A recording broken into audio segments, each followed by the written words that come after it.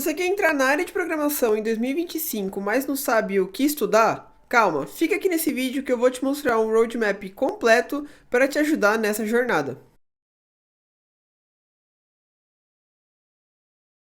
Meu nome é Leonardo Crispim, sou engenheiro de software back-end e nesse vídeo eu vou te apresentar um roadmap dividido em três partes: desenvolvimento, DevOps e inteligência artificial. Bora lá!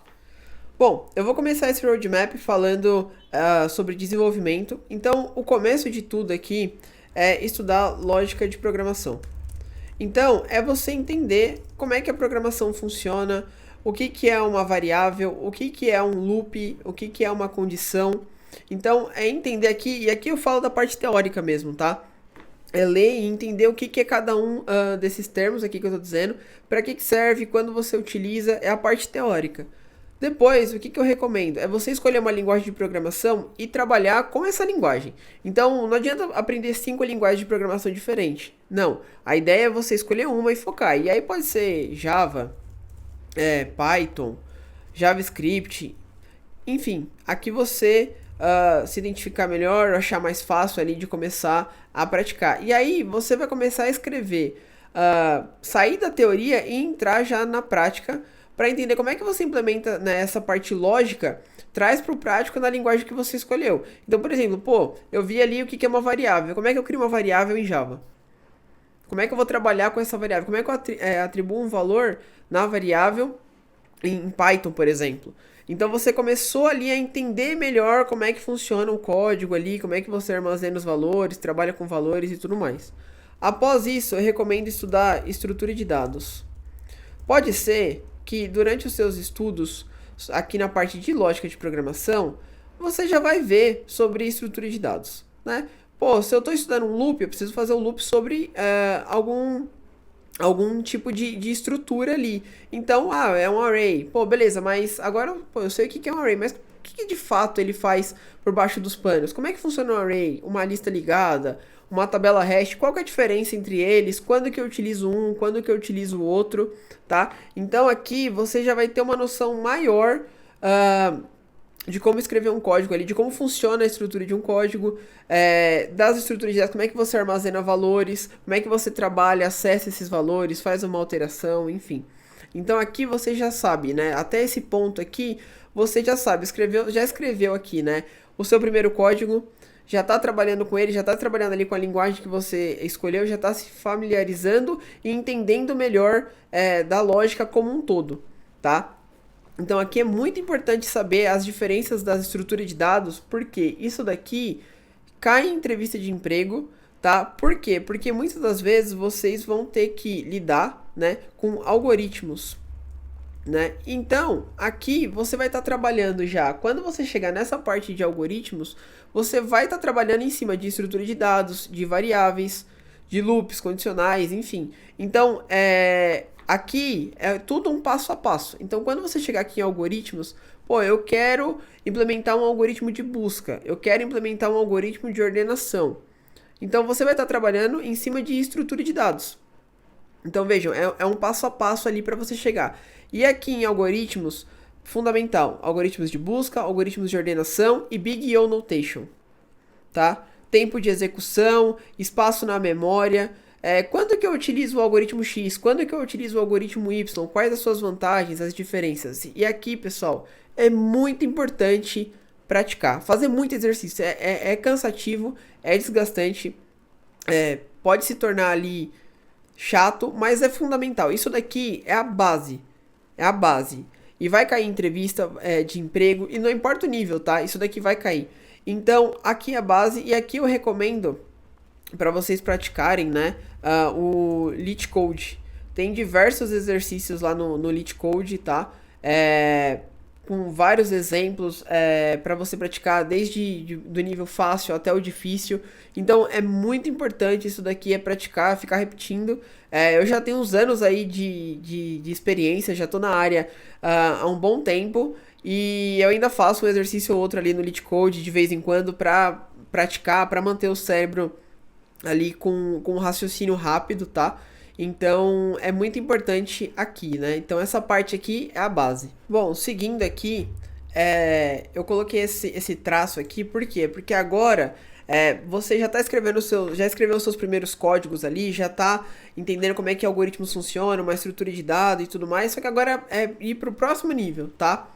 Então aqui é entender, né, qual que é o próximo nível? É entender como é que a comunicação na web funciona hoje.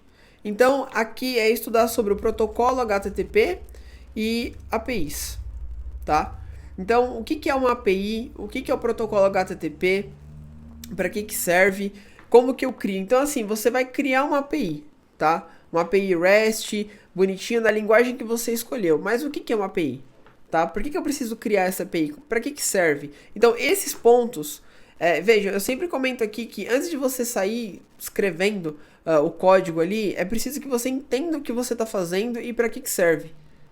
Porque se alguém chegar para você e falar assim, me explica isso daqui, você tem que saber explicar. Ah, por que você utilizou o método HTTP POST aqui? Por que você utilizou o método GET?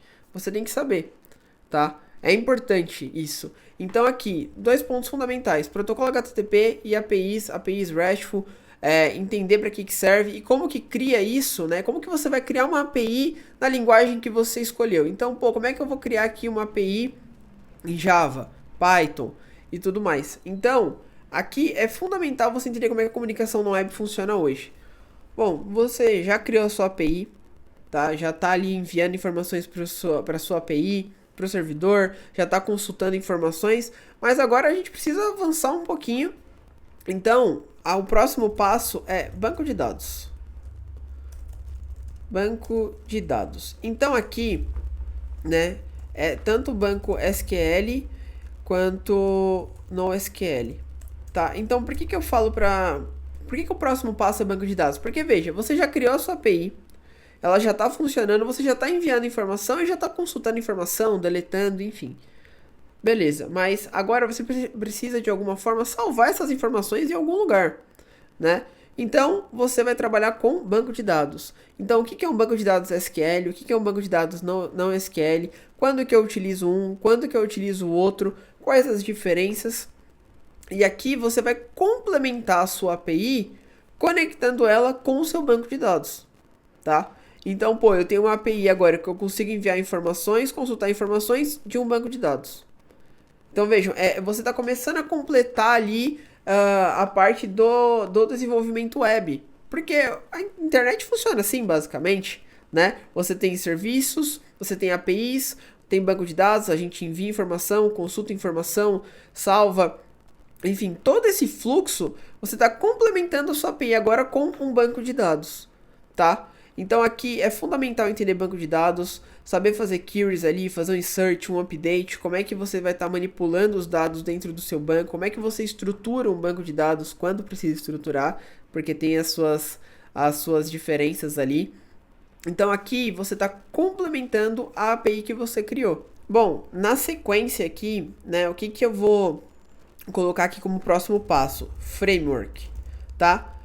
Como que você vai trabalhar com um framework? O que é um framework, tá? Para que ele serve? Quando você vai utilizar um framework? O framework ali ele é uma estrutura, é uma casca para você criar APIs, tá? Então ele facilita a criação da sua API, porque quando eu falo para vocês criarem APIs aqui nessa primeira etapa é para fazer na mão, não é para utilizar framework. Se você está construindo a sua API em Java aqui, não é para você fazer utilizando Spring Boot. Ah, mas o mercado pede. Tudo bem, você vai chegar nessa parte de criar sua API com o framework. Mas o framework ele mascara muitas coisas. Se você não sabe o que o framework está fazendo por baixo dos panos ali, de fato você só está fazendo aquilo utilizando o framework, beleza? Tá criando a sua API ali, mas o que ele está fazendo? Porque às vezes existem situações onde você precisa manipular, fazer algumas modificações no comportamento ali da sua API criada com o framework que você não vai saber porque você pulou essa etapa aqui de cima, tá? Então você pode ir lá aprender sobre framework, qual é o framework mais utilizado no mercado ali para a linguagem que você escolheu. Java, Spring Boot, em Python, se não me engano é o Flask, para JavaScript aqui falando de Node, né, na parte do back-end é o Express. Então, toda essa camada né, de framework, ele mascara algumas coisas para você, algumas configurações, alguns detalhes que é importante saber. Então aqui, por isso que eu coloco depois de que você já criou a sua API e o banco de dados, o framework. Então aqui você vai criar a sua API utilizando o framework, tá? Você vai criar uma segunda API, no caso, utilizando o framework. Vai conectar ela com o seu banco de dados, não tem problema, tá? Então aqui você já está criando uma API de uma forma mais robusta e mais próximo do que o mercado de trabalho tá buscando ali, tá? Então você já sabe ali o beabá, tá criando a sua API, então você criou uma API, por exemplo, com Spring Boot, conectou com o banco de dados. Ok. Isso é basicamente o mínimo, digamos assim, do que o mercado vai exigir no dia a dia ali para uma entrevista, alguma coisa do tipo. E pode ser que a partir disso surjam novos questionamentos durante o processo e tudo mais a partir desse fluxo aqui, porque eles precisam saber que você sabe o que você está fazendo, que não só que você saiu escrevendo o código ali como quem não quer nada, tá? E o próximo passo, depois de framework, eu vou colocar aqui que é autenticação e autorização, tá? Segurança. Então, por que eu coloco, né, esse ponto aqui para vocês, tá? Por quê? Porque muita gente negligencia isso daqui. Pô, eu criei minha API com um framework e beleza, tá conectando com o banco de dados, tá tudo certinho. Só que tá, você criou a sua API, você tá conectando com o banco de dados, e a parte de segurança da sua API? Como é que tá? Pô, você tem um login ali? Pô, eu tenho um login na minha API ali, legal e tal. Qualquer usuário pode acessar qualquer informação?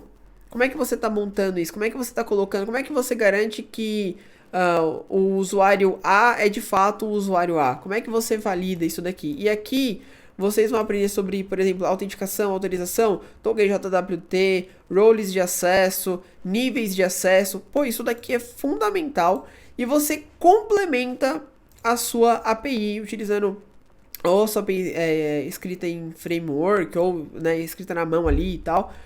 Isso daqui é um ponto a mais na sua API. Então veja, você está complementando cada vez mais. Né? Primeiro você escreveu lá na mão, depois você conectou com o banco de dados, aí você criou outra API com framework que já é mais robusto, mais estruturado, e agora você está colocando uma camada de autenticação e autorização. Então você complementou a sua API, ela está bem mais completa agora, bem mais estruturada. Então já é um diferencial do que muitas vezes esse assunto acaba sendo um pouco negligenciado ali e passa batido em muitos cursos, treinamentos por aí. Então é muito importante o desenvolvedor saber sobre segurança. Afinal, a segurança é uma responsabilidade de todo mundo.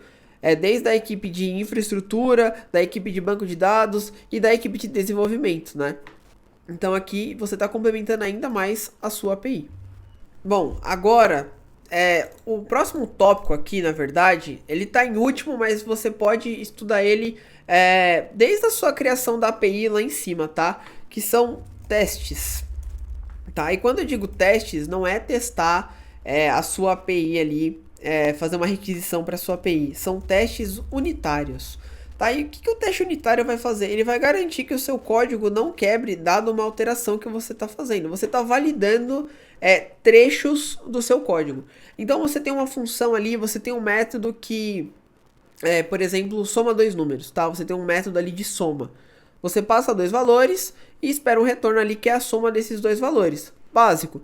E aí você cria um teste unitário, onde você dá um input dos dados ali para aquele método, só que você já espera que ele devolva um número X ali para execução, após a execução desse método. Então o que acontece? Você deu input, os dois valores, você espera, por exemplo, o número 2 e o número 3, você espera a saída 5. Então você já faz uma comparação, o que você espera e o valor que está vindo ali do seu método, né, o que ele retornou para você. E você compara, se os valores forem iguais, sucesso, o teste passou. Se eles forem diferentes, o teste deu errado. E aqui, gente, não é para você criar uma função só para validar isso. Tem um jeito certo de criar o teste unitário. Em Java, é o JUnit, por exemplo. Você vai utilizar o JUnit ali, vai escrever os seus testes unitários já estruturado para executar. Então, às vezes você vai rodar o seu código, ele já roda os testes junto para garantir que está tudo funcionando. E garante também que você vai fazer uma alteração no seu código e não vai quebrar ele, né? Isso daqui traz segurança para o desenvolvimento, para o desenvolvedor também, né? Que tá, por exemplo, você vai mexer no dia a dia com código que foi outra pessoa que fez, com código legado que já tem muitos anos ali, e você vai estar mexendo nesse código. Como é que você garante que você não está quebrando esse código? Em N cenários, em N possibilidades que podem existir ali para aquele código. Então, os testes unitários servem para isso, para trazer segurança para o desenvolvimento, e é fundamental isso daqui. É muito valorizado em empresas grandes, principalmente. É muito requisitado, então é importante saber. Principalmente testes unitários, existem outros modelos de teste também, testes de integração e tudo mais, mas o mínimo, né, o básico ali para quem está começando é saber testes unitários e adicionar testes unitários na sua API. Então veja, aqui a sua API ela já está bem completa. Você já tem os métodos HTTP ali, tudo bonitinho, com as suas responsabilidades. Você já está validando os dados, já está validando a camada de segurança ali com autenticação e autorização. Banco de dados, você já está conectando com um banco de dados. E agora você está colocando testes unitários para o seu código ficar cada vez mais completo ali. Então você já tem uma API aqui completa. É o mínimo assim que o mercado hoje espera de um desenvolvedor. Aqui eu estou focando muito em back-end, tá? Mas todos esses pontos que eu estou falando aqui, para quem quer trabalhar com front-end, também se encaixa. Acabado aqui a parte de desenvolvimento, né? Você já está com a sua API ali configurada, já está conectando com o banco de dados, já tem teste unitário, já tem uma camada de segurança e tudo mais. O próximo passo, DevOps, que aqui já entra a parte de operações, né? Então não sai 100%, né? Que é DevOps, mas da parte de desenvolvimento, mas aqui já entra a parte de operações, deploys, configuração de máquinas, servidor, né? E tudo mais. Então aqui, de início, parte teórica, tá? Fundamento do DevOps, o que é, como é que funciona. Sistema operacional, e aqui eu coloco, né, específico Linux, porque muita gente não tem contato com Linux, de escrever código ali por linha de comando e tudo mais, os comandos, né? E isso daqui é fundamental, não vai ter como fugir do Linux, então acho que é importante estudar um pouquinho de Linux ali, saber alguns comandos. E aqui, teórico também, container contra a máquina virtual, quais as diferenças, quais as suas respectivas características. Por quê? Porque aqui, o próximo passo, você já estudou ali o teórico, qual que é o próximo passo? A gente vai ficar aqui bastante em container, então não tem como fugir disso. Docker. Isso daqui é fundamental para todo desenvolvedor. Tem que saber sobre Docker, porque o Docker, você vai criar um container ali, e esse container ele já tem tudo para rodar a sua aplicação. Você consegue rodar a sua aplicação ali, já está tudo dentro do container, você consegue rodar ela em qualquer ambiente, seja na sua máquina, seja na máquina do seu amigo, seja num servidor em produção, tá? Então aqui, 2 pontos fundamentais: estudar Docker, trabalhar, criar uma Docker Image, baixar uma Docker Image, adicionar ali. Pô, baixei uma Docker Image, eu quero criar a partir dessa base, né, dessa imagem base. Eu quero adicionar ali o meu código, e aqui é fundamental, pessoal. Por que você tem que saber Docker? A partir disso, que você já aprendeu a criar ali uma imagem, executar uma imagem, rodar ela, configurar e tudo mais, né, criar o seu container, você vai rodar a sua API que você criou lá na linguagem X em Docker, tá? Você vai criar ali uma imagem Docker da sua API para executar. Então, por que eu falei isso? Vamos supor, você criou ali, tá rodando a sua API em Docker, conseguiu configurar tudo bonitinho. Você manda essa imagem Docker para o seu amigo e ele consegue rodar a API na máquina dele com Docker, sem precisar configurar o Java, por exemplo, na máquina dele. Tá? Ele só precisa ter o Docker configurado. Então, aqui é fundamental, tá? Aprender Docker, não tem como escapar disso daqui. Docker e de quebra, tá? Eu já vou colocar o Kubernetes também para aprender, porque o Kubernetes ele vai fazer todo o gerenciamento, né, dos seus containers, e o Kubernetes você também consegue rodar na sua máquina. Então aqui é uma venda casada, mas focar principalmente no Docker, tá? Isso daqui não tem como fugir. Tem que aprender sobre Docker e tem que aprender sobre o Kubernetes também. Isso daqui tudo você consegue rodar na sua máquina local para aprender, para praticar. Então é muito importante saber esses 2 pontos aqui. E de quebra eu vou colocar aqui na sequência, tá? Aprender sobre cloud. Então desenvolvimento para cloud, aprender ali sobre os serviços da cloud, o que que é um SaaS, um PaaS, um IaaS. Então você precisa saber esses componentes da cloud, o que que é, como é que funciona. Cria ali uma conta na AWS, na GCP, sobe um serviço ali ou outro, entende quais são os serviços. Pô, o que que é uma EC2 ali na AWS, né? Então, pô, vou subir uma EC2 aqui. Você pode subir a sua EC2 e configurar o seu container Docker, a sua API. Você pode rodar no EC2 via Docker a sua API, por exemplo. Né? Mas, por exemplo, a AWS, a GCP tem serviços específicos para rodar containers. Então, isso daqui é tudo uma junção, tá? É uma continuação aqui dos seus estudos. Então, mas focar muito, muito, muito em Docker ali, tá? Rodar todo o seu ambiente, rodar o seu banco de dados, a sua API em Docker, no Kubernetes. Então, o Cloud aqui, ele é um extra, né? Vou até colocar ele aqui em laranja. Ele é um extra para você estudar, mas focar principalmente nesses dois pontos aqui, tá? Bom, seguindo falando de DevOps, CI/CD, tá? Continuous Integration, Continuous Delivery. O que que é um, o que que é o outro? Como que você faz, né? O que que é uma pipe, por exemplo? Como é que você cria a sua pipe ali para fazer a automação da sua aplicação? Né, de todo o fluxo ali da sua aplicação. Então, vai buildar a sua aplicação, vai executar os testes, vai criar uma imagem Docker, vai fazer o deploy dessa imagem, tá? Como é que você cria essa pipe? E eu recomendo aqui o GitHub Actions, que é bem fácil de você começar esse processo e entender ali o que é uma pipe de deploy, né, da sua aplicação. E na sequência aqui, observabilidade, tá?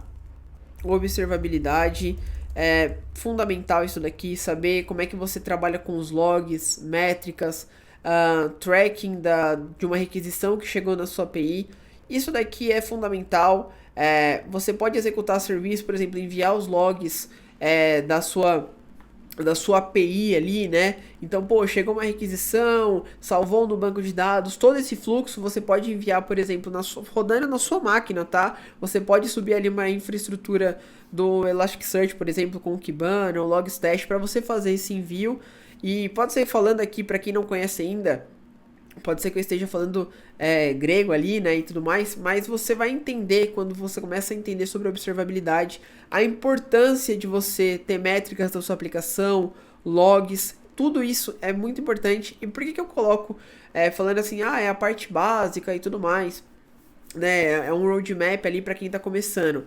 Mas quando você começa já entendendo esses pontos, tudo se torna mais fácil.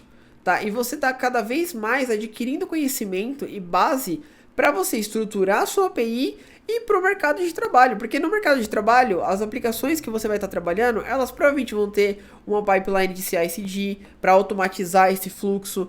Vai ter ali observabilidade em cima desses serviços, envio de logs, métricas, tá? Então isso daqui é muito importante você pelo menos ter a base ali de conhecimento e saber do que se trata. E aqui de DevOps eu acho que são esses componentes que você deve estudar ali, ter um conhecimento, focando aqui muito em Docker, tá? Muito mesmo, porque é uma base, você vai usar muito, todas as empresas, né, utilizam e estão utilizando cada vez mais, né? Então aqui é fundamental saber Docker, saber o que é o Kubernetes, CI/CD, observabilidade. Bom, e aqui como última etapa, inteligência artificial. Bom, a gente sabe que a inteligência artificial já é uma realidade, não tem como escapar disso. E você, desenvolvedor, vai utilizar a inteligência artificial. A inteligência artificial ela é uma ferramenta, tá? Então aqui, para começar, então os conceitos básicos, né? Básicos de IA. Não tem muito como fugir disso. Entender o que é uma inteligência artificial, o que é machine learning e tudo mais. E aqui, como a gente, né, tá em alta e é o que muitos de vocês vão utilizar, que são LLMs, então vou abordar dois pontos aqui que são tokens, tá, e NLPs, tá, Natural Language Processing. Então são dois pontos que é importante saber. Então o que é uma NLP, o que são tokens, tá? Então quando você escreve ali o seu prompt, o que é um token, tá? Em cima disso, né, o que o seu prompt ele vira. Outro ponto importante, LLMs em si, tá? Como é que elas funcionam quais as diferenças entre LLMs, o que é de fato ali o chat GPT por baixo dos panos. É importante você saber, porque, novamente, eu venho aqui, que já são, né, aqui pontos que eu tô abordando, precisa entender, você entender um pouquinho do teórico primeiro ali, a base do que você tá mexendo, tá? O que é que você tá mexendo, né? Como é que funciona ali para você entender como é que você manipula isso daí. E na sequência aqui, eu vou colocar como prompt só, mas a boa e velha engenharia de prompt ali que a gente já vê no pessoal falando. E aqui prompt, contexto. Então, como é que funciona aqui? Como é que eu dou um contexto para minha LLM ali no meu prompt? Como é que eu escrevo prompts de qualidade para você alcançar o máximo da ferramenta, né, que a inteligência artificial ali, que a LLM pode trazer para você, tá? Então, lembrando, inteligência artificial, ela é uma ferramenta que você vai utilizar no seu dia a dia. Então, aqui, prompt, contexto e agentes também. Quais os modelos de agentes que tem no mercado, quais as suas diferenças, características. Então são pontos importantes ali para você saber. E aqui você já vai começar a colocar também em prática. Você vai escrever prompts ali de qualidade. E é importante que quando você começa a colocar contexto ali para o prompt, começa a entender como é que ele funciona de fato, você começa a extrair o máximo da ferramenta e melhores resultados, tá? Então, de inteligência artificial, porque veja, esse roadmap aqui é para quem quer trabalhar com desenvolvimento. Então, a parte de IA, né, no desenvolvimento hoje em dia, ela está muito utilizada ali como ferramenta onde você vai estar trabalhando ali para extrair o máximo de recurso ali, de resultado da inteligência artificial, mas ela não te substitui. Então, você precisa entender, pô, estou trabalhando ali com a IA, pedi para ela escrever ali uma API para mim em Python. Pô, beleza, tá utilizando o Flask, por exemplo. Mas o que ele tá fazendo ali por baixo dos panos? Como é que funciona? Tá? Então, é muito importante você entender como é que a IA funciona. Por quê? Porque ela vai escrever códigos para você quando você pedir. E você precisa ser bem específico algumas vezes. E você precisa validar o que ela tá escrevendo. Você não pode confiar 100% no resultado. Então, você precisa, para você validar, como é que você vai validar uma coisa que você não sabe? Né? Então, por isso que eu falo, você precisa entender o que você está fazendo, qual é o seu objetivo, para você extrair o máximo da ferramenta e garantir que aquilo ali está certo.